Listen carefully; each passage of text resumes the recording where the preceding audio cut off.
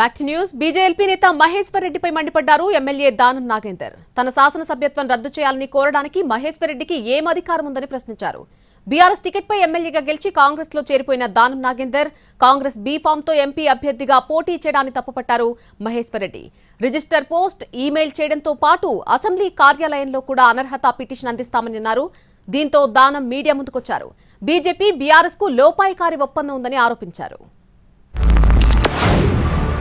నాగేందర్ గారు ఏ పార్టీకి వెళ్ళి అయితే గెలిచినారో ఆ పార్టీ ఎమ్మెల్యేగా కొనసాగుతూనే కాంగ్రెస్ పార్టీ అభ్యర్థిగా ఆయన పోటీ చేసినటువంటి సంగతి మీకు తెలుసు. కాబట్టి ఇంత పచ్చిగా ప్రజానికం ప్రజల్లో ఇంత పచ్చిగా ఒక పార్టీ నుంచి గెలిచిన వ్యక్తి ఇంకో పార్టీ అభ్యర్థిగా కొనసాగడం అనేది ప్రజాస్వామ్యంలో భారతదేశ చరిత్రలో ఎన్నడూ జరగలేదు.